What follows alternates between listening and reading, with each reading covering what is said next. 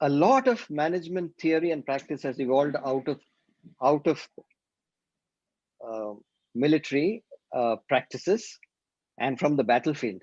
So it's very, very relevant for us to learn from the experience of all these great leaders who have given their blood and their sweat for the safety and security of their respective citizenry. So that's why we thought about this whole session on military leadership lessons and how they can be useful for us, not only as corporate leaders, but also in businesses and families and in life in general. I'm particularly happy to welcome Vice Admiral R.P. Suthan, PVSM, AVSM, VSM, retired, former Vice Chief of Staff, Indian Navy, to this series. And I can think of no better person than him to initiate this whole series on military leadership lessons. I will, of course, be very privileged to introduce Admiral Suthan in a little bit from now, but it's a great pleasure to have you on board with us, Admiral. Thank you so much for joining us. And as we go along, I'd like to share with you a few thoughts about the context, the concept, and why indeed are we doing this now. One of the most important uh, reasons why we thought of this whole series at the present time is that today we are celebrating the 50th anniversary, in fact, this whole year, the 50th anniversary of India's stunning victory in the 1971 Indo-Pak War. So the context is particularly appropriate for our first session to be India's stunning victory in 1971 and what lessons can we really learn from that great achievement. Perhaps one of the greatest military victories in our entire history, certainly the greatest victory in our modern history. And with that, let's get rolling with the next slide.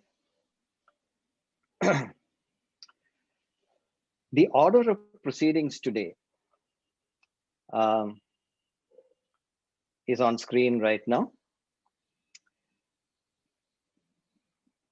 We'll talk about the concept a little bit and the context a little more, and then I'll be privileged to introduce Vice Admiral Suthan, and then we will listen, no doubt, spellbound to the fabulous experience of the great Admiral, and then we'll try to squeeze him for some lessons on leadership at the end of his presentation.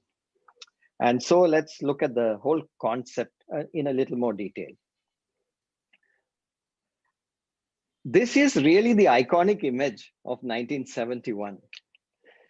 This is one of the most momentous occasions in the history of India. You see General Jagjit Singh Arora, who was a commander of Eastern Command, accepting the surrender from Lieutenant General A.A.K. Niazi.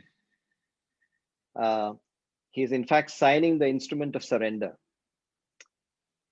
And something a little bit of interest to everyone is that General Niazi comes from this tribe of Niazis to which the present Pakistan Prime Minister also belongs. So sometimes, at least in India, the Prime Minister of Pakistan is referred to as Imran Khan Niazi. What is very interesting about this, if we can just go back to the previous slide for a minute, what's really interesting about this slide and particularly appropriate is Admiral Suthan's former senior colleague is right there at this momentous occasion accepting the surrender. And this surrender was in no small part due to the heroic actions of the Indian Navy. And I think, if I'm not mistaken, the admiral there in the back row is Admiral N. Krishnan, That's right. who's the who was the commander of the Eastern Fleet at that point, under whose leadership the Indian Navy blockaded the Pakistani forces in East Pakistan at that time. And so, as we move forward, the concept of this whole military leadership lessons is that leadership is the ultimate competitive edge. And it really is the difference between winning and losing a war. You can have all the equipment, you can have all the technology, all the latest state of the art, hardware and software.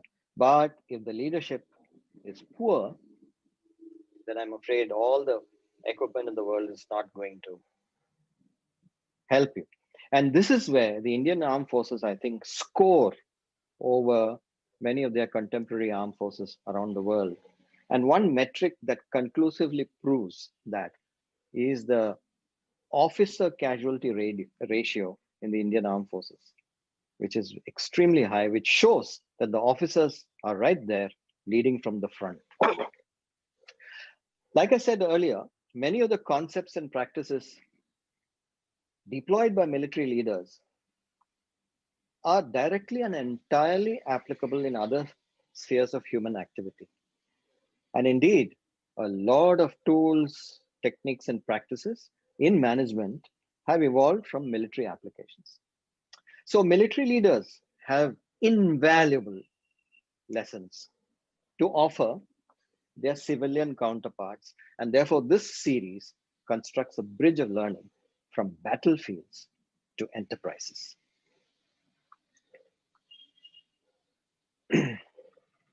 So, 2021 is the 50th anniversary of this great, stunning victory in 1971. So, it is therefore our duty to not only remember the valiant Indian armed forces, but also to express our deepest gratitude to them for giving our country one of its finest moments in history. And it is because of this historic victory that India renewed its confidence to embark on a journey to reclaim the power, prestige, and prosperity that it enjoyed in the golden past. And of course, all of you will agree with me that it is because of our richness, both in terms of material and spiritual and cultural wealth, that the rest of the world made a beeline to India to rob us of our wealth.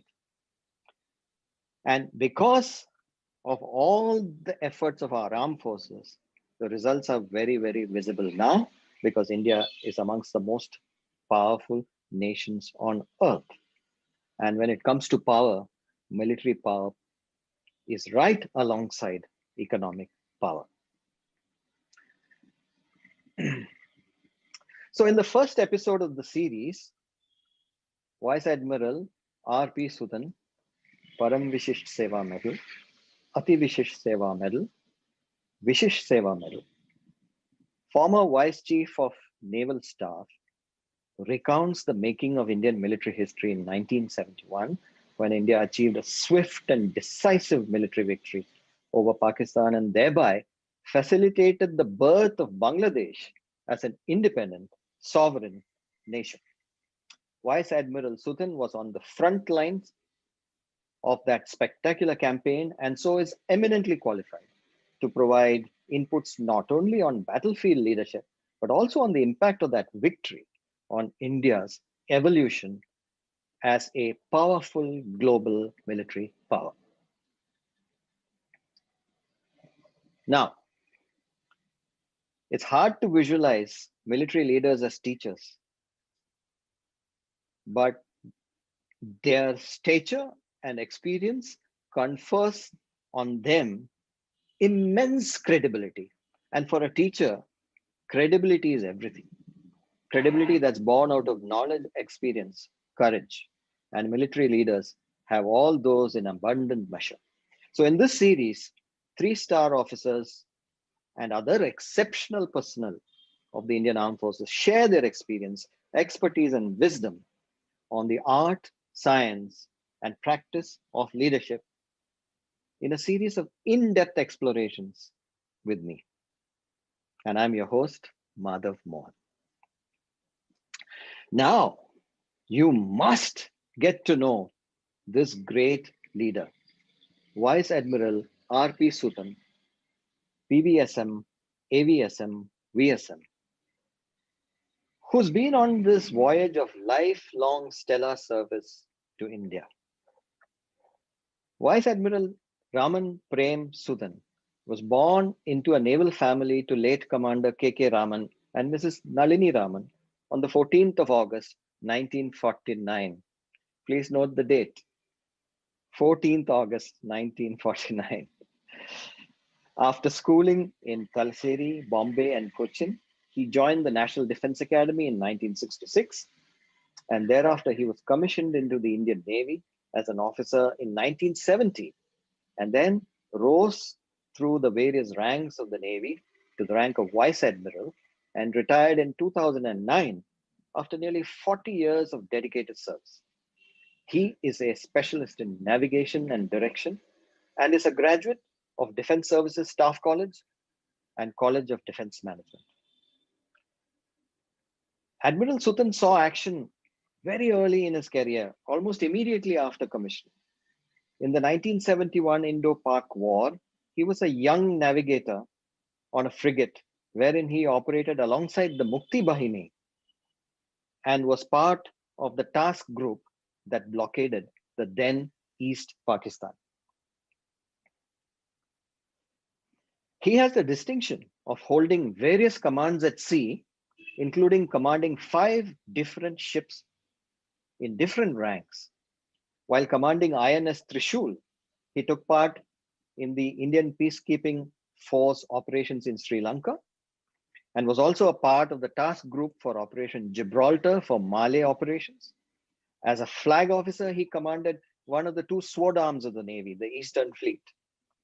Ashore, he was the defense attaché at the High Commission of Singapore and has had the distinction of being chief of staff of 2 commands, Southern Naval Command in Kochi and Eastern Naval Command in Vishakhapatnam. It was during his stint in Vishakhapatnam as chief of staff that he successfully piloted the post-2006 tsunami relief operations that won worldwide acclaim for the Indian Navy and the country. At Naval Headquarters, he has piloted all the major naval activities, handled HR affairs as director and assistant chief of personnel, maritime operations as deputy chief of naval staff, and capability building and plans of the Navy as vice chief of naval staff. It was during his stint as deputy chief that India carried out the evacuation operation of hundreds of stranded Indians from strife-stricken Lebanon. He was the commander-in-chief of Eastern Naval Command, one of the 2 operational commands of the Navy, responsible for the complete eastern seaboard. He retired as a Vice Chief of Navy in 2009. For his dedicated service, he has the distinction of being awarded the Param Vishisht Seva Medal, Ati Vishisht Seva Medal, and Vishisht Seva Medal by the President of India. After retirement, the Admiral has settled down in Kochi and has involved himself in social work with the Navy Foundation. And he's one of the pillars of the Rotary Club of Cochin, having served as its president a few years ago. The Admiral is an avid golfer and he has a wonderful, loving family, his wife Beena and his daughter Devika, who lives in Singapore. My dear partners in learning, before I present Admiral to you, this is broadly what we are going to be talking about today. Description of the 1971 war, and everything flows down from there. And I'll request Gaurav to retain the slide on screen. With that, ladies and gentlemen, it's my great honor and privilege to present to you Vice Admiral R.P. Sutan, PVSM, AVSM, VSM, former Vice Chief of the Indian Navy, not only a great leader, a wonderful Rotarian, and a dear friend. Over to you, Admiral. Thank you, Madhav. That was a really stirring introduction of the topic, and of course, introducing me to the audience. Thank you very much. I'm told there are some known faces in the audience, including my old training officer, Admiral Tandon. Sir, if you're there, a warm good evening to you. I haven't met you for a long time. I hope all are well with you. Well, talking about 71 war, one is, of course, one feels very, very proud that I had the occasion to participate in this great conflict, which won laurels for our country. As Madhav said, I think it is the biggest, the greatest military victory for India. And I do not think that we will ever have anything like this in the future.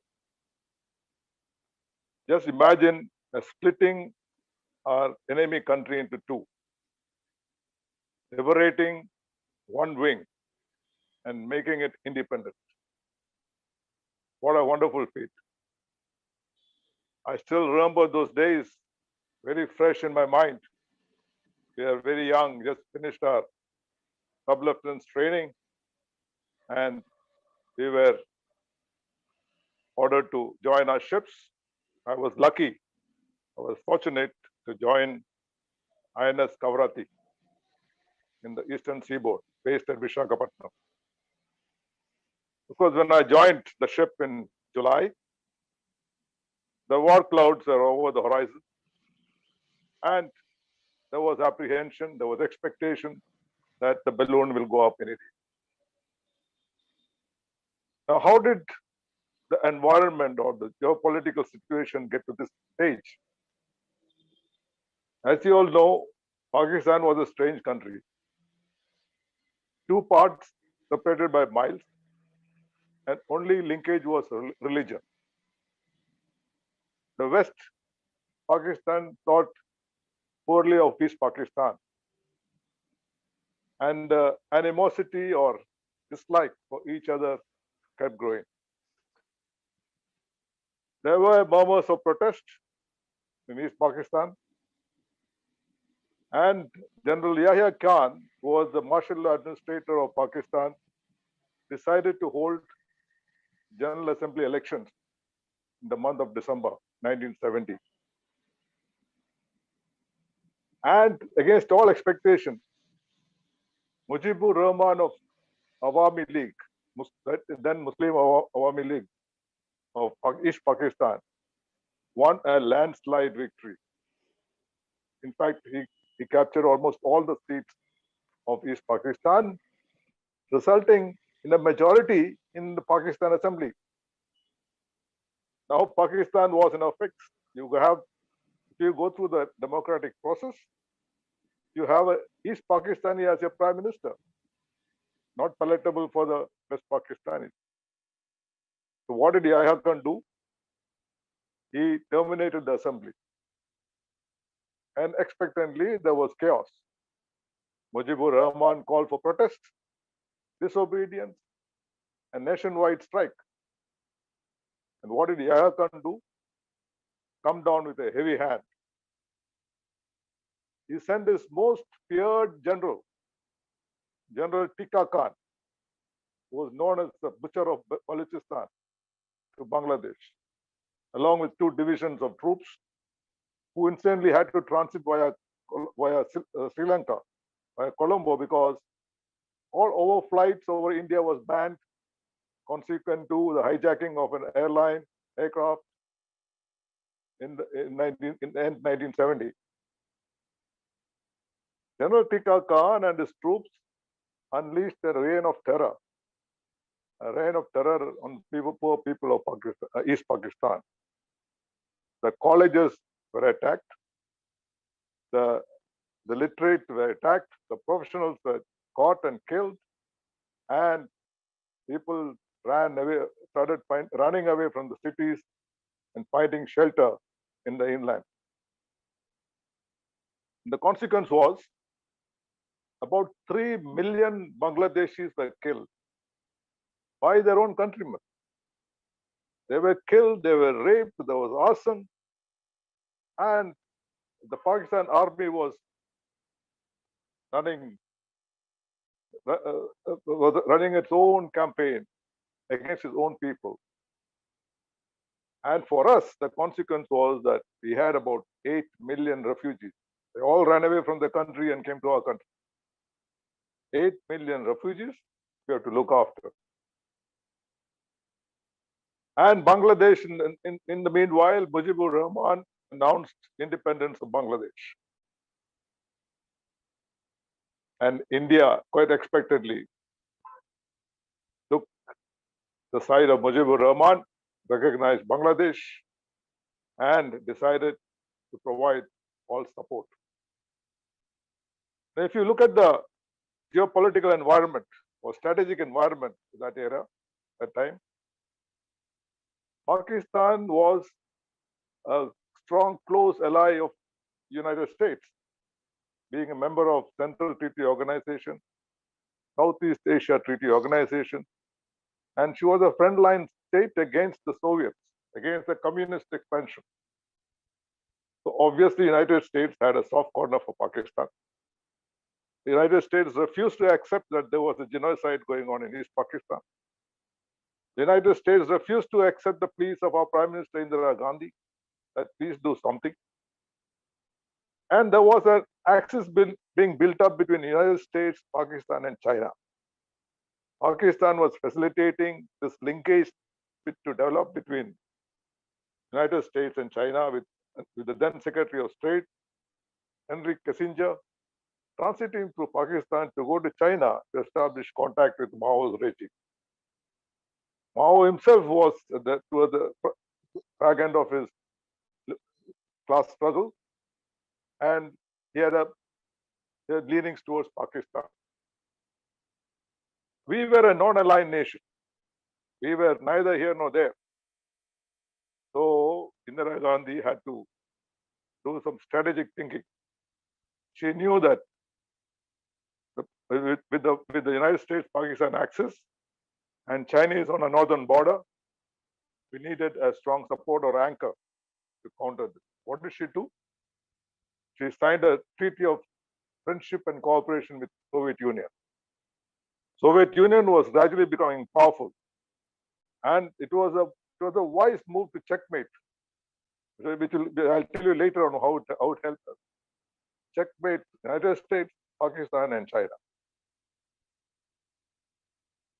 So since we had decided to throw in a towel with Mujibur Rahman, the sort of a go-ahead was given by the Prime Minister to prepare for action against Bangladesh and Pakistan. Now, this is where timing and planning comes into play. It was decided that it is too early or too premature to go in straight away in the month of March, April, May, and it was decided to build up practice capability. In the meantime, we decided to adopt the third type of warfare, which was propagated. First is, of course, the active war. The second is silent war. And third is guerrilla war. We were the victims of guerrilla war from Pakistan in 47-48 and in 65, when they sent Razakars into Kashmir and tried to upset the status quo. So this was the first time we were venturing into guerrilla warfare. What did guerrilla warfare involve? We had select teams in the border areas. Core group was formed by the Navy, of course, by asking for volunteers. There were a core group of about 10, 20 volunteers. Similarly, on the land side, there were the Army and the BSF formed groups. They recruited local volunteers who later became known as Mukti Bahini. Now, as you all know, the landscape of East Pakistan is full of riverine waters. It's a sort of a Sundarban with many rivulets and rivers running to the sea. So all that commercial activities, movement are dependent on this water. Now the aim was the naval commando team was set up. It was called Naval Commando Organization, set up by late Admiral Roy, who was then the Director of Naval Intelligence. His frontline team was headed by late Captain Samant, and they had a lot of daring young divers. I can name a couple of them. Kapil was in the front line. Yes, Aku Roy was an observer, a volunteer, and there was Samir Das. Now these dedicated people spent their time and energy training these Mukti Bahini people. First, to learn to swim. Second, to operate the limpet mines. Limpet mines, stick on the bottom of the ships, and then the primer has got a soluble switch which dissolves. In fact, they were having a problem about the soluble switch, because the moment they started swimming, the primer was getting the soluble switch was getting dissolved, and the primer was prematurely going off. So they found a very innovative solution. I mean, you would laugh when I tell you what this mission was. They used the condoms to cover the switch. So condoms were in high demand, not for the purpose it was made, but for this purpose. Well, they were trained. The first major operation of this guerrilla commando team was on the 14th, 15th night, when they were tasked to carry out attack on the merchant ships that were berthed in the harbors of Chittagong and Khulna. About 40, 50 of them risked the Pakistani troops, dodged them, got into the water, and stuck limpet mines. And there's another interesting story of the communication with these people. About 48 hours before the operations, just to tell them that watch out, this operation is going to take place. 48 hours, All India Radio played a particular song, because those days communication was very, very, very difficult. So All India Radio, these people are listening to the transistor. 48 hours before, a particular song was played. So they knew this attack is on, this plan is on. 24 hours to go for the attack, another tune was played. That means the signal to them, be ready now, 24 hours to go, prepare yourselves. 6 hours to go, a final tune was played, the boys go, all green. So they set out into the waters, they got under the ships, stuck this limpet mines, and swam away to safety. There were about 20 ships that were blown up in the harbors of Chittagong and Khulna. First major naval action by these boys, trained by this wonderful crowd, the dedicated crowd of divers and Captain Saman's team. And it was a very motivating achievement. Now, after this was over, Commander Samant was now in a tasted blood. So he wanted action. So he conceived what is called operation. An operation was conceived to go and lay mines on the mouths of the Pusur River, which is on the western part of East Pakistan, which gives access to the harbors of Chalna, Bogla, and Khulna inland. Now, if the mouth of this riverine approach is mined, then the whole access to the ports will be cut off. The idea was to desist or and discourage commercial traffic going to Pakistan.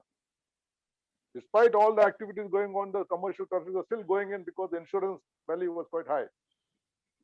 Now, you have to do something drastic to discourage them. So this operation, I forget the name, I'll come to it, was planned, in which there were two local boats, custom boats, converted to petrol boats with guns fitted locally in Calcutta. Padma and Palash, they were called. They were carrying 4 mines each, and they were planned to go into East Pakistan. And who was to escort them?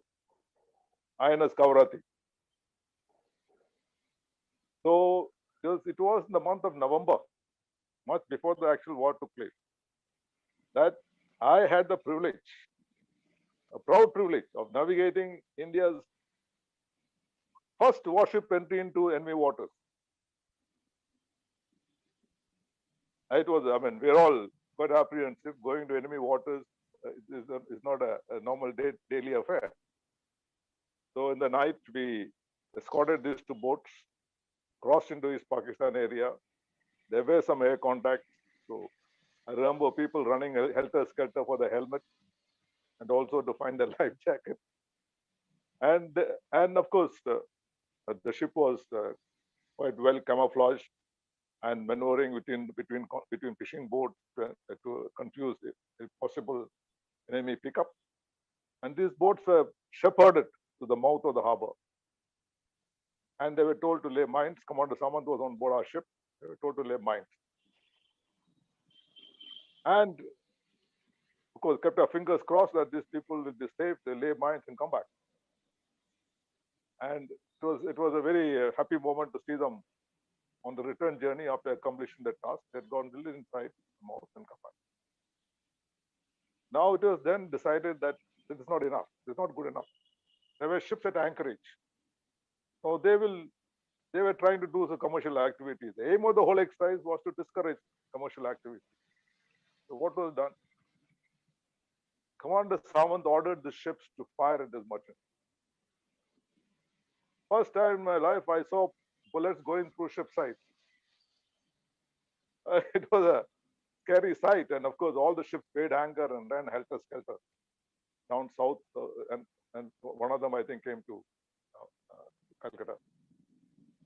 So this operation was, and also I must tell you that one of the commanding officers of this boat was a young sub-lieutenant called Mittar. He was a nobody in the Navy, young hydrographer who was told, come here, this is his job. And it is a wonderful job. And I'll tell you later another interesting story about these two boats, which was actually very, very nerve-wracking. So this is what is happening in Bangladesh side. Okay, the Navy, Prime Minister had given clear instructions to the Navy. I must tell you a story about how Admiral Nanda, when he was called by the Prime Minister in the month of October or something. Yeah, October. After the three chiefs were briefed, Admiral Nanda asked Mrs. Gandhi, Madam, will you have any problem if we go and attack Karachi? So Indira Gandhi asked him, why are you asking this question? He said, no, because in the last 65 war, your government told us to remain south of latitude, is about 200 miles away from Karachi. And we are told not to cross it. In the meantime, the Pakistanis sent their ships and fired some shells at Dwarka. And it was a bad moment for us, for the Navy, for our Indian Navy particularly, and for the country in general. We allowed a Pakistani ship to come to Dwarka and lob some shells. So Indira Gandhi told Admiral Nanda in that war is a war. So the message was clear. You do whatever you want. Aim is attack Karachi. So Admiral Nanda proceeded to execute these orders. And of course, I'll tell you briefly about this operation. So in the meantime, from July to December, we were working up with the Vikrant in the Bay of Bengal. After this particular sortie for laying the mines, we came back, joined the fleet, and we were working up. And Vikrant those days had a big problem. One of our boilers was not working. So she couldn't produce a top speed, and top speed is required for launching an aircraft with full load. So you have to literally go find wind. But the relative wind on deck is good enough for the aircraft to take off. And we had intensive workup in the Bay of Bengal during the month of August, September. And then we had returned to Vizag, and we were part of this other operation which I mentioned. And the rest of the fleet of the Vikrant plus 4 ships, they went and they were hidden in the Andaman. In the meantime, unknown to us, Pakistan had sent their submarine, the oldest and the most dependable submarine, Ghazi, in pursuit of Vikrant. And she was trying to locate where Vikrant was. So there was some indication that she might be in the Bay of Bengal. So what did Admiral Krishnan do? Was his Commander-in-Chief, Eastern Naval Command. He carried out a deception drama to the Pakistan Navy and to Ghazi. He created a situation where the communications were so managed, which indicated that Vikrant was operating off Vizag or Visakhapatnam while she was hiding in the Andaman. So, these intercepts were being picked up by the Pakistan Navy, and they appreciated that Vikrant is here. So Ghazi was told, close Vizag, our target is there. Pakistan Navy must have given a big sigh of relief, and Ghazi was crawling off Vizag. Okay, now the war clouds, the balloon is going to go up any day. And I will be quite candid to say that, we probably knew that it was going to happen on the 3rd, 4th of December. Okay. I'll show you a clip which starts on 3rd and how Pakistan aircraft attacked us and how we go. And can I show that clip, Madhav? Can you tell you? Yeah, sure. Gaurav, can we have that video?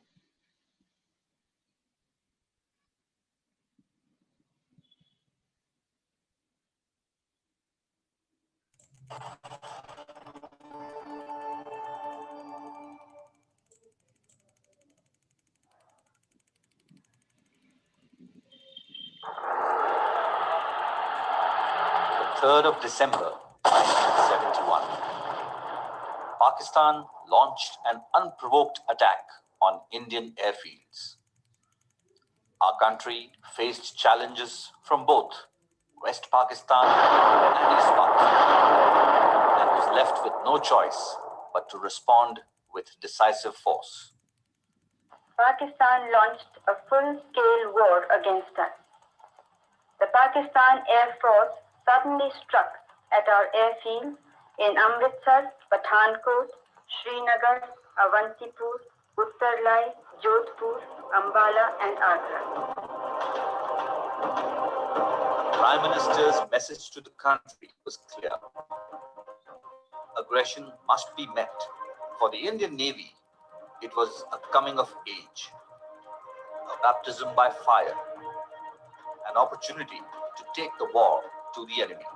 The task for the Navy was clearly defined in the message from the Chief of the Naval Staff, Admiral Nanda.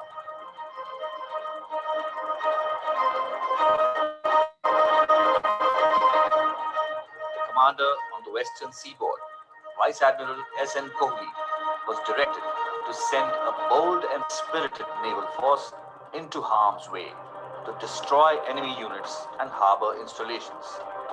The units chosen for this task were the newly commissioned Osa-class missile boats of the 25th Missile Vessel Squadron.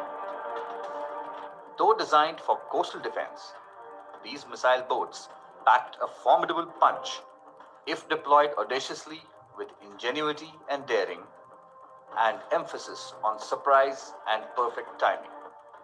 What followed became a glorious chapter in the history of the Indian Navy.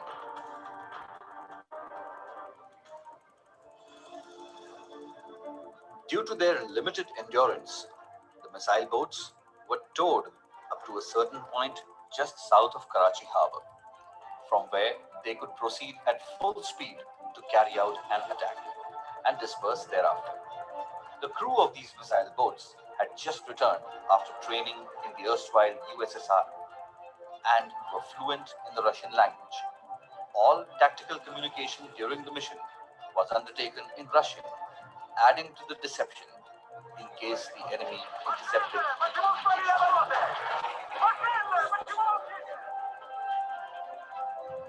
The ships headed north in an arrowhead formation, hugging the Saurashtra coast before breaking out. Their objective: to set Karachi harbour ablaze. Just about 40 miles from Karachi, INS Nirghat reported a radar contact at a distance of 25 miles. The contact was evaluated to be a warship, and Nirghat was ordered to engage. She altered course towards the target and launched a missile. Pakistani destroyer was hit with the Indian Navy's first shot of the war. Nirghat had drawn first blood. Nipat and Veer continued steering north. Veer launched a missile at the minesweeper Muhafiz and disintegrated the target.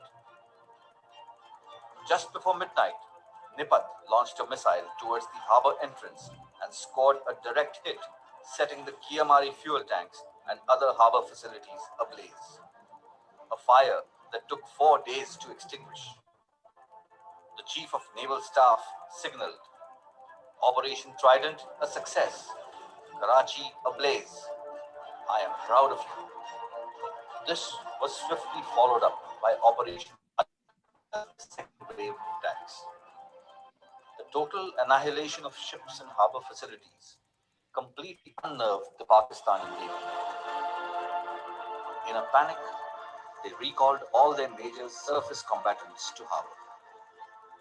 The success of these attacks had a dramatic effect on the war. The Indian Navy had accomplished the assigned task in style, and within the next few days of the war, a naval blockade was also imposed. Meanwhile, on the Eastern Front, the heroic actions of the naval units led by the aircraft carrier INS Vikrant ensured that the Indian Navy achieved control of the seas around both wings of Pakistan and scored an emphatic victory at sea. The country finally tasted triumph when General A. Niazi capitulated on the Eastern Front and signed the Instrument of Surrender on the 16th of December 1971. The stunning success of the Indian Navy's Operation Trident brought glory to the service, and the 4th of December is fittingly commemorated as the Navy Day, the day when Karachi was set ablaze.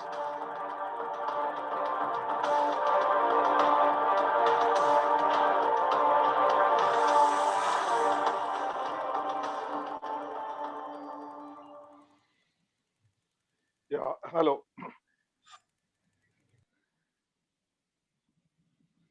Okay, am I back? Yes. Okay, thank you. Okay, gentlemen, that is, ladies and gentlemen, that is in brief what happened in the 71 war, December 4th to 16th. But you know, behind this, it looks very nice, beautiful on the screen. But behind the scene, there were a lot of hard work involved and a lot of risky decisions taken. You know, those missile boats, they were loaded with missiles on top, on the containers which are on top. A slight splinter will blast the boats out of the water. But in times of war, one takes risk. In fact, that is military leadership. Military leadership is mission oriented. Accomplishment of mission is the center point of military leadership. Now, this is what happened in the Western Seaboard. In fact, coincidentally, I don't know if I'm on the screen, Madhav. Yes, on the screen? you are. Yes, if you are. And if you look behind me on my right side, there are photographs of ships. The right side on top is INS Nirgat, which you saw firing the missile. The first missile, the first strike by Indian Navy, and first sinking by Indian Navy.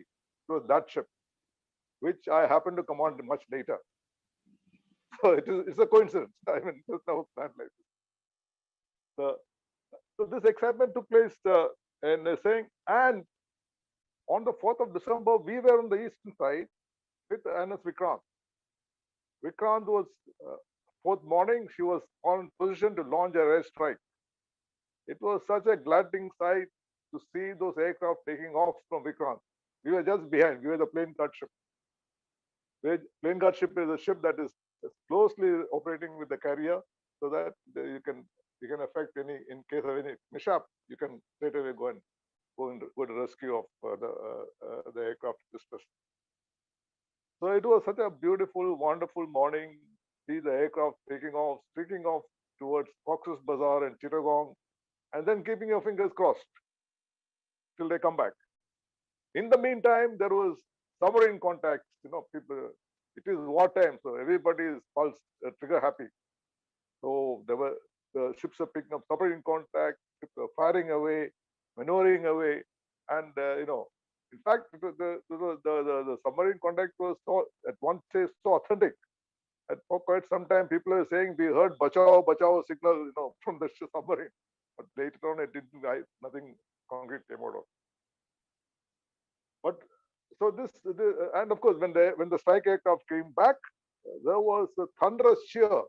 Even across the water, people could hear ships company cheering from all the ships. So that was a scenario, that was mood over there. And now, to cap it all, we get a signal in the evening from our commander-in-chief. He says, Ghazi lies at my doorstep. Ghazi, remember I told you about the Pakistani submarine? So we said, what? Ghazi lies at doorstep? My God, from where does she come? She had apparently got seduced by the deception theory and come close to Visakhapatnam harbor. In the bargain, whether she was trying to lay mines or one of our ships, we were throwing depth charges and underwater charges in the water, the normal standard operating procedure. In fact, my ship passed through that waters on the 2nd of December. Little did we know that this submarine is lying and waiting for Vikrant. So we are also dropping charges. That is a normal standard procedure. And she had apparently blown herself up, or she was blown up, and she was resting on the deck or in the water. So that one big threat from the eastern side was removed, and near Bangladesh, now almost Bangladesh, the Air Force had neutralized the Pakistani Air Force, the Sabah jet, and they had only left with some 4 patrol boats, which were also, I think, one managed to escape along the coast. Rest were all neutralized fire. Now, remember, I told you about Padma Palash. I must make a mention of the very, very daring attack, daring Operation Dating. Padma Palash, with another patrol boat called Panvel, which was one of our boats, operated by our Indian Navy officers. Well, Padma Palash were commanded by Indian Navy officers, but manned by Mukti. Now, Commander Samant decided to take active part in the war. So what did he do? He went to Pussur River mouth through the inland waterways and went up the Pussur River, enemy land. 3 ships in a column, going up Pussur River, shooting up everything on the side. All the Pakistani soldiers and encampments, and reached Khulna. They were about to take charge of Khulna, and as usual, every war has got fox of war. Our own NATs, our own Indian Air Force NATs, mistook these boats for Pakistani boats and went and attacked them. And what happened? Padma and Palash completely incapacitated. People thrown into the water. People died. Some died. Some swam across. People who swam across were captured by the Razakas. Panvel, of course, managed to survive. She organized, picking up all the survivors. And while these people while including that Lieutenant Mittal whom I mentioned, he was in the hospital with a shell in his with his heart, his hand incapacitated, but he was treated by the Pakistani doctors. Okay, and in the meantime, the army had done its bit. They had done a master maneuver. Remember Indira Gandhi's aim? Get to Dhaka. They stuck to that aim. They bypassed all the fortresses, all the forts of strongholds of Pakistan army, bypassed them, left them behind, and reached Dhaka. And Dhaka was now being targeted by Air Force aircraft, and they had to soon give up and agree for surrender. And you saw the surrender ceremony. So it was, in fact, we were supposed to go in as the first ship to enter Chittagong after the war. But unfortunately, at the last moment on the 15th of December, we had a little mishap or accident on board, and we returned to real failure on board. We returned to Visakhapatnam. Otherwise, I would have been telling you that I was the first ship into the Chittagong. But we did go back to Chittagong. And the first time we went in, it was a tumultuous welcome. Everybody was so excited. But we did observe a certain degradation of this welcome, on a second trip and third trip onwards. But all in all, it was a memorable experience. Luckily, unfortunately, of course, I forget to Holger mentioned, it's a war, so we win some, we lose some. We had on the western side, INS Kukri got torpedoed by Pakistani submarine Hangor, and she was sunk. The captain, in the true tradition of the Navy, decided to go down with the ship. In fact, that is a peculiarity of naval ships. Unlike the army and air force, where the men and officers are different, here everybody is together in the ship. We fight together in the ship, whether the commanding officer or the DMO sailor. It is a togetherness and the team that fights. Okay. Sorry, I can't hear you. Yeah.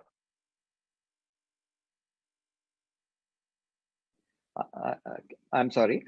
Since you mentioned Kukri, it's the finest tradition of the Navy. Captain Mahinder Nath Mulla went down with the ship and was awarded Mahavir Chakra posthumous. Going down with the ship, what is that leadership lesson? What's behind it? And what is it that organizations have to learn from that particular experience? Okay, very good question. Captain Mullah would not have gone down the ship if all his 250 men had escaped. Right? About 50 to 100 people escaped. The rest of the people are still inside. They were going down with the ship, so he can't leave them behind. So that is what I said about naval leadership. If the last man on the ship had come out, I'm sure he would have left the ship and come. So it is the loyalty to your men. That comes first. That comes first. Loyalty to your country, loyalty to your unit, loyalty to your men. This in this sequence. That is the sequence of loyalty. And this, in fact, is a motto on the Chetwood Hall in IMA, I think. That's right. After what is military leadership? It is persuasion to achieve a task through proper direction, proper motivation, proper purpose. So, as a young lieutenant on INS Kavarati, going into enemy territory, what did you feel in terms of all your commanders backing you? As a young person who's just seeing action, you must have been nervous, but did you feel the support and encouragement of all your commanding officers? See, in a situation like this, there is leadership at all levels. Yeah. National level, the chiefs level, the CNC level, the fleet level, the commanding officer level, the division level. Okay. And so there is actually, as I told you, it is mission oriented, right? We knew you are going for a mission, right? We will not sacrifice that aim of the mission by any chance, unless, of course, we are. So this leadership business is inspired by the thrill of accomplishing the mission. You get it? Yeah. And this whole thrill of succeeding in the mission is what strengthens the morale, right? Absolutely. Morale, motivation. In fact, if we go through the principles of war, in fact, military leadership has to do a lot with principles of war. One of the first principles of war is selection and maintenance of aim. Right? You may select an aim that is beyond your capability, but not very much beyond, because that is foolhardy. Right? You select an aim and then you maintain it. India as a nation maintained the aim of getting to Dhaka. Right? And all your units, Army, Air Force, Navy, was working towards that. While on the West, the aim was to keep them busy, distracted, so they don't interfere in this. That was the aim. So And that it aim really was, strengthened the morale and motivation of the armed forces. in the aim, when the aim is maintained, of course, there is other things come in. Your morale, your security and intelligence. You must know what's happening. And your flexibility, the concentration of force, how much force to do here, whether should we do excess force or not. These are all elements. Although principles of war, I would say these are elements of military leadership, because they're all overlapping. Just building on that, looking at it from the Pakistani side, after this humiliation defeat, they had their own war inquiry commission, and one of the commanders, I think one of the admirals, wrote very clearly that Pakistan lost half its navy in this whole war, and almost 1/3 of its army was in captivity as prisoners of war, because we took about 93,000 prisoners of war. And to I'm surmising that the shattering of the morale of the Pakistani Navy in particular they've probably still not overcome it, and that's how serious that defeat was. You see, unfortunately, Pakistan is a country that does not accept reality. Even today, when you see some of the spokesperson on the TV, they say this thing didn't happen. There were no 19,000 people. So they must have done some media deception to not to let the people know that this was the actual damage. But I'm sure they would have come to know, and certainly it's been a phenomenal damage to the reputation as a professional. Because the best way to save a ship is don't sail out, stay in harbor, and that's what they did. I mean, we invested in a ship, and they couldn't go out because we were, In fact, this missile boat attack is something novel. Before that, the only instance of missile boat attack was during the Israeli-Egyptian war, when the correct. Israeli boat sank the Kalat, Yeah. Egyptian ship. But nowhere where nobody envisaged these missile boats being taken by tow. Tow means because they are limited endurance, and then taken. And I said the risk involved because Pakistan Maritime Air Force was pretty strong. They had aircraft earmarked for maritime action. In fact, the story goes that they did react to this attack, but our communicators were so smart, they intercepted this communication and told the aircraft that wrong target. And their aircraft attacked one of the ships.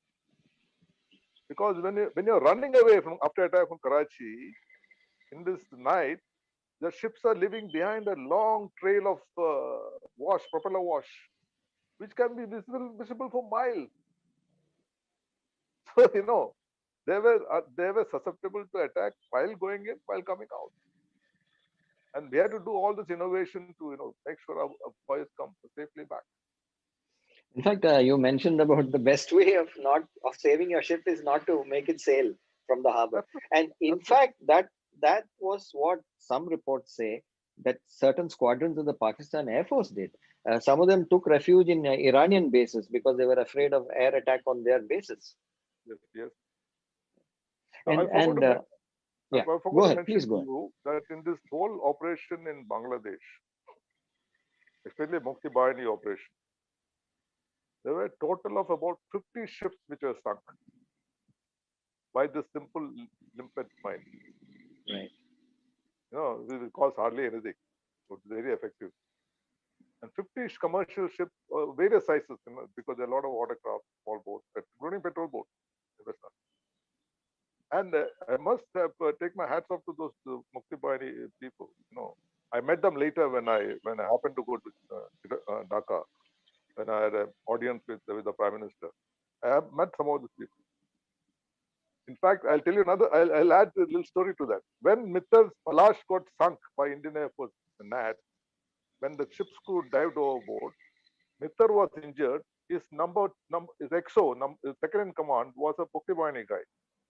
He tried to save Mittar. So Mittar knew that he's almost gone. So this chap will also get stuck with him. So he gave him a kick, and this chap floated down the river. That is the last he saw his second command. Now this Mittar happened to be with me when we had the audience with Sheikh Hasina, and he met his XO, second command over the first time they're meeting after. Whom he took for dead. Yeah, yeah. That was such a joyous occasion. Of course, for them, for us also to see people, And I must take my hats off to these people who are involved in those Bahini operations, Kapil and Samant and everybody. I mean, they did So a phenomenal. how did this whole victory, and particularly the naval action, how did it chart the course of the evolution of the Navy thereafter as an organization, as a powerful blue water Navy, in terms of organization building? All right. It of course made a very drastic change in the approach, Navy's approach, because till then, if you notice, before the Soviet acquisition that came in, before the missile boats, they were all dictated by the British maritime philosophy of sea line of communication. That they were all ships with limited offensive capability, right? They could patrol, and they could, but they had no major offensive capability. This major offensive capability came in when we started getting systems from Russia. We had the big Kashin class destroyers, we had the missile boats, we had the missile vessels. So our Navy now got centered around this extended strike capability. From this Nirgat type boats had a range of 15 nautical miles, or 20 nautical miles. The Kashins had the range of 60 miles. The vessels had 60. So this range got extended. Now, of course, BrahMos, etc. You can sit in Bombay Harbour and fire at ships in Karachi. Things have changed. But the whole outlook, the offensive outlook that came about in the Navy, and our plans and capabilities were oriented towards acquiring this capability. Today, you find every ship of ours has got a missile anti-surface capability. I don't know if we have equal concentration to anti-submarine capability, but I see that now we are acquiring this MH-60 helicopters from United States, and that will be a game changer. That will be a game changer because, and with the P-8I Orion MR aircraft that we have, I think 12. I think they have ordered about 24 MH-64s. Yeah, the 20 MH-60, and this was a doomed proposal. We started this when I was a deputy chief. But somehow or the other, our system goes so really say that never went beyond it. While our ships are suffering because no KSW capability. And helicopter is a force multiplier. Sure. So you have these expensive ships, each costing about 4,000 crores, 5,000 crores, and you don't have this major capability. They were all sitting back. Yeah. Yeah. So I'm glad. Yeah. Looking back, Prem, what are some of the leadership lessons you'd like to share with our very interested participants? We still have, we can extend by 10 or 15 minutes, but I think we'll squeeze out the leadership lessons. As I said earlier, military leadership is mission oriented, right? You have your mission, you have your aim. Clarity in mission objectives. When you have that, you have people with you. So they're going to be persuaded with proper direction, proper guidance, and proper motivation. Now you ask a guy to climb a hill, Kargil War, that peak. You have an aim to reach there, but you got to inspire the people. This inspiration comes from your loyalty, your You build up this loyalty throughout your life. Your Over a team, period of time. over a period of time. In a ship, you don't get, first day the commanding officer goes, even he can respect everybody. The people will do, but that sort of a loyalty, it doesn't get built up. It builds up when the people see you in action. Like a commanding officer, commanding officer on board, when does the sailor see you in action? Either during ship maneuverings, right? Or during your operational capability in the ops room. Word goes around, that this commanding officer uska ye chai. Okay. So how you react in an operational situation. And then obviously people will build confidence in you. In fact, that's a very key leadership principle, which all the leadership gurus talk about. If your followers see you, they will follow you. Even if they don't necessarily agree with you, if they see you, they'll follow you. So that's the role of the captain, right? Yes, and you achieve missions which are beyond impossible. I mean, near impossible. And the confidence further grows up. You get what I'm saying? Sure. Yeah. So that is how you build up the confidence of people. Of course, army has got its own shell. They've got their own regimental system. Where Izzat, that we all work on Izzat, the name of the ship. Okay, we have various ships in the field, but every ship has got its own proud moment. They all want to keep the name of the ship flag flying high. Let's say you have competition. You have various competitions, pulling regatta, where the whole ship is involved. There, people feel for the ship. So would you say, I mean, and this is where I think all our HR people and some of the CEOs who are attending, some of the leaders from corporate in the sector who are attending would be interested in all the training that's happening in the Navy and in the larger Indian Armed Forces. Yes, domain expertise is valued, and there's a lot of trade-related defense executive training. But would I be right in saying that leadership as a discipline is the most important training area for the defense forces? Absolutely, no doubt. And we are being trained as leaders right from the cadet days. Right when you join the NDA, this leadership training process starts. Okay, you are given positions of responsibility at various stages.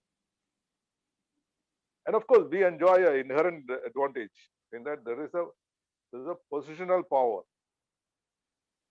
Commanding officer enjoys positional power also, but we wouldn't like to use that. We would like to use the power of the personal with you. Okay, because the Navy Act gives you a lot of powers, but one would like to use that. If there's an actual requirement. No, but this is very interesting what you're saying about positional power. And I'd like to challenge you and squeeze you a little bit, Prem, if I may. Having spent a lifetime in uniform and tasted the pluses and minuses of positional power, you retired and you chose to join Rotary, and you led the Rotary Club of Cochin with great distinction, with no positional power.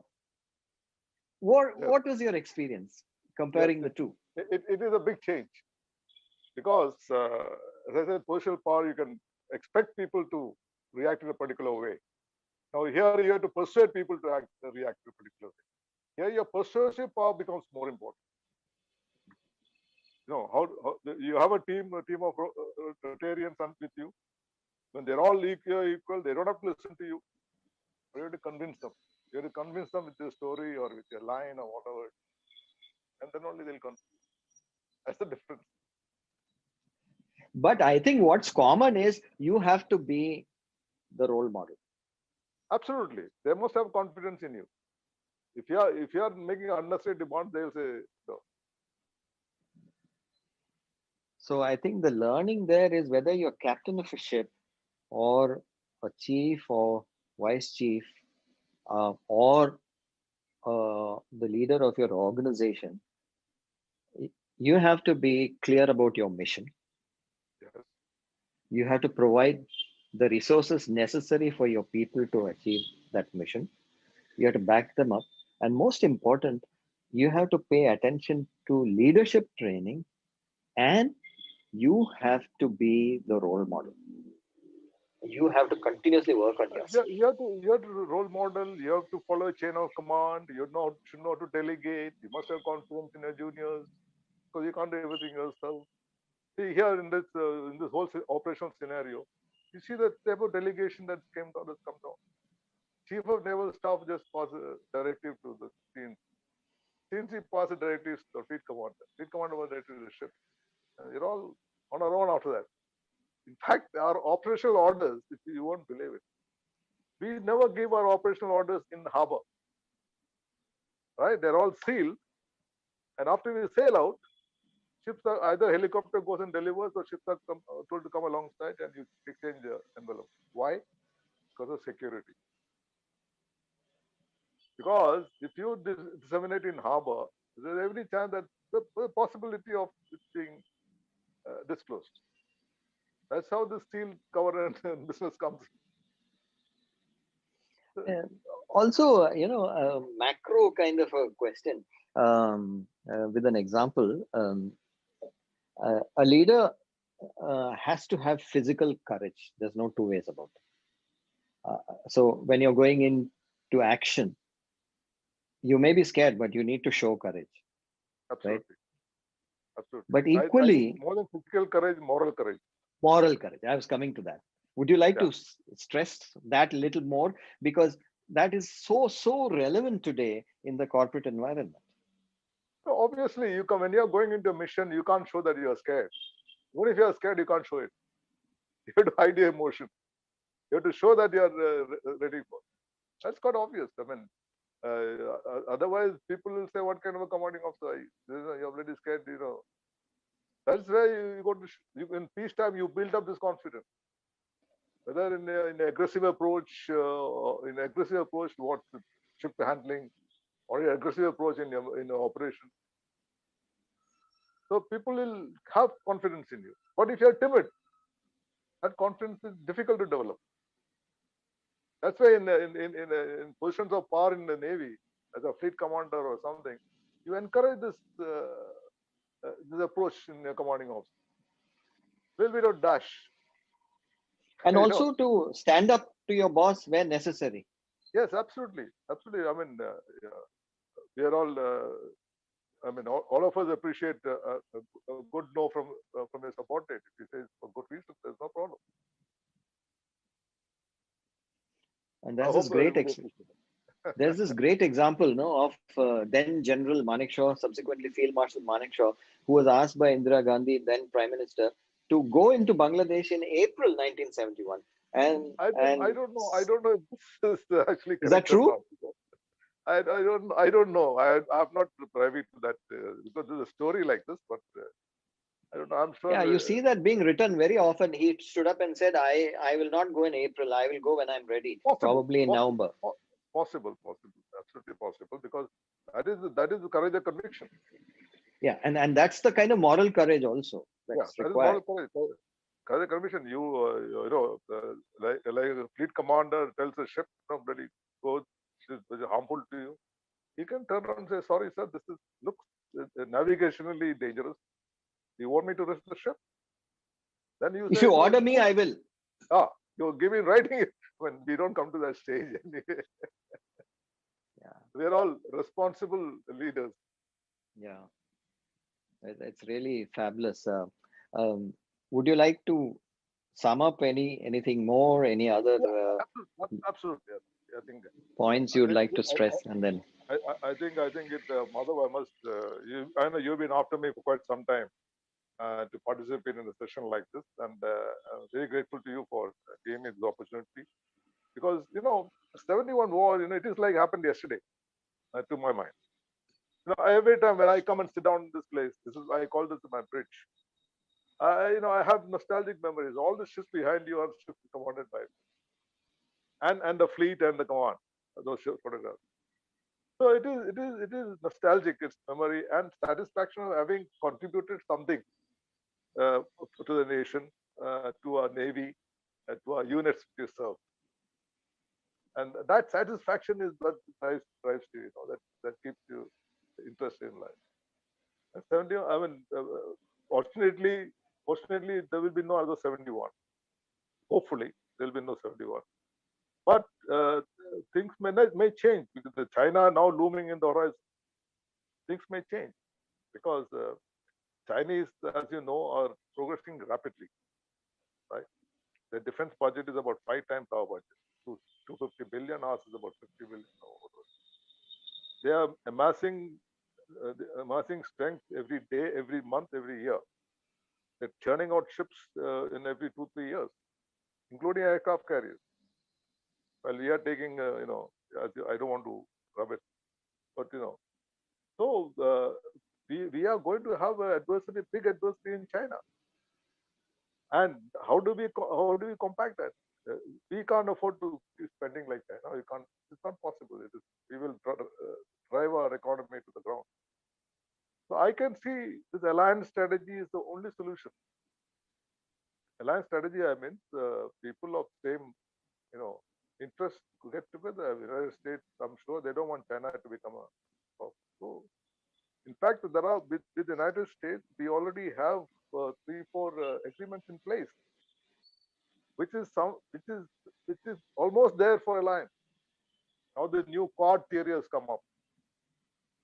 So we need to depend on, unfortunately, we need to depend on friendly nations. And that is the way I think navies and the countries will go. Hopefully there will be no war. And we will, because of peaceful environment, you see, what the Navy does, people say, well, Navy doesn't do anything most of the time. But no, we provide deterrence, right? We provide deterrence against any possible attack or any intention to attack by anybody else. And this capability building cannot come overnight. It takes time. So you have to plan. That's why so much of effort has gone into building a Navy. I wish Navy all the best, and I wish our country all the best. We'll watch from my bridge here what's happening.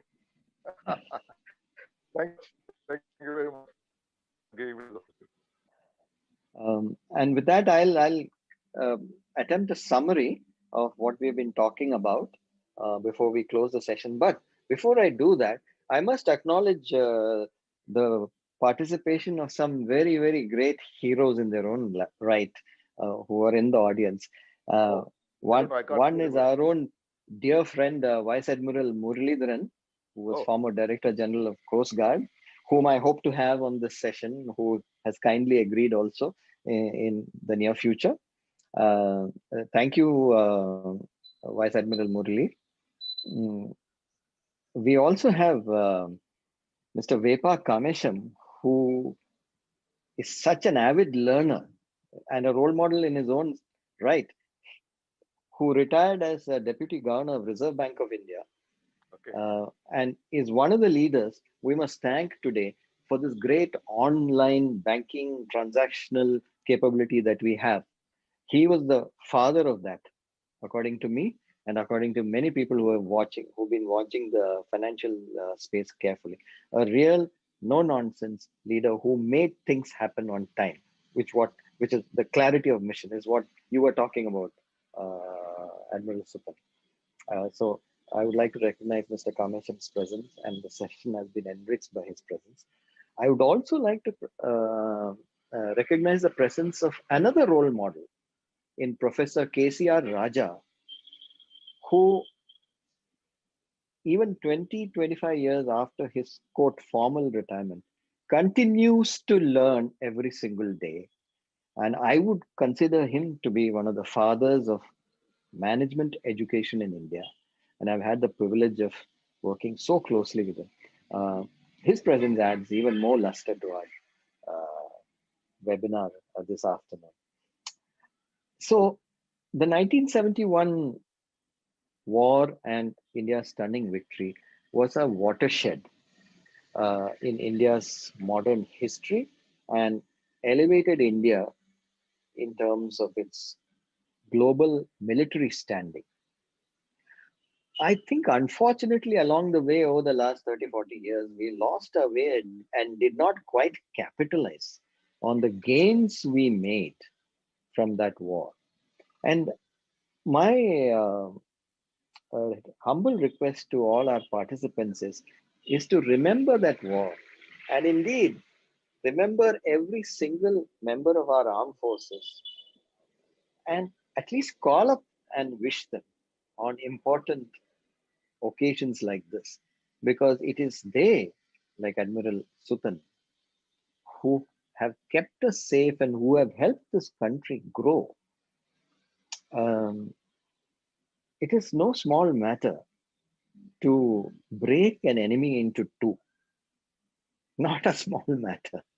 And that came at tremendous personal cost and sacrifice. And we have to therefore support, and I for one have always been calling for an increase in our defense budget as a percentage of GDP. And in this year's budget, by the way, there is a sea change in the approach. While the defense budget is nominally the same or has even gone down in real terms, the percentage allocation for capability building and capital expenditure has increased. So there's a shift to capability building. I hope that continues. But be that as it may, what the 1971 victory taught us as a society, as a country, is, as Admiral pointed out so lucidly, clarity of mission, supporting the team to achieve that mission, giving them the resources, and focusing on leadership training as opposed to just doing skills-based training. And of course, without compromise, always trying to be a role model. I think these are the broad lessons for leadership from our 1971 stunning victory. Thank you so much, Admiral Sutan, for taking the time and joining us. It's been a great, great honor for all of us to have you with us, a genuine Indian hero. Thank you so very much. Much appreciated. Thank you. And to all our participants, by the way, Admiral, you'll be pleased to know that the number of people who are still logged in is the same as it was in the beginning. Oh, That is a testimony to your contribution, not only today, but to your entire lifelong saga of stellar service to India. Thank you very much. Thank you to participants also. Thank you so very much. And with that, we'll close for the day. Thank you. Jai Hind.